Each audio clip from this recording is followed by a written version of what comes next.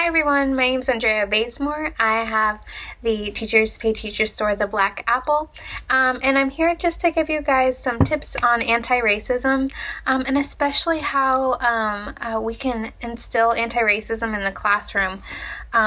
This is definitely unprecedented times, and a lot of us, teachers, parents, families, school administrators, anyone who works in the school system is really unsure of what the future is going to hold.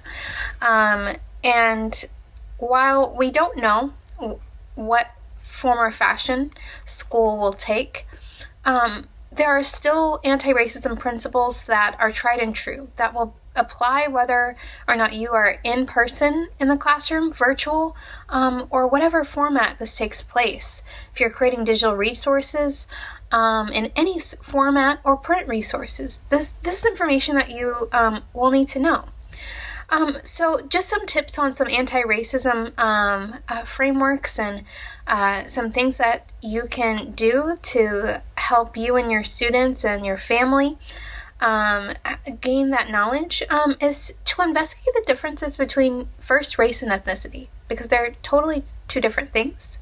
And talk about your race and your ethnicity with your parents, your students. Invite your students to talk about their race and ethnicity as well.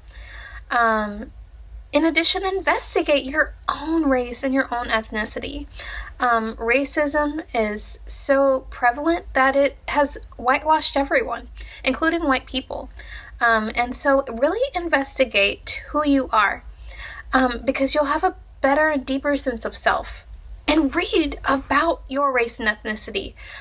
There are so many things that are out there that will really help you understand your full self.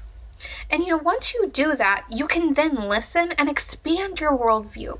Multiculturalism is expanding and exposure, but you need to go deeper than that. Understand the historical, social, economic, political things that have affected different cultures, and what has risen out of that.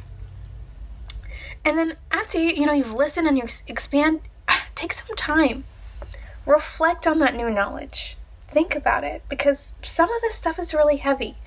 And you will need some time to process, and give yourself time for that. If, a lot of people might want to jump on the bandwagon of making social justice resources without taking the time to reflect and think.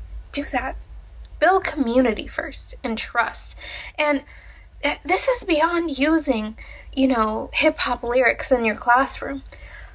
This is about putting Black and Indigenous and people of color at the forefront of your curriculum and at every lesson that you create, because we've got a lot of work to do.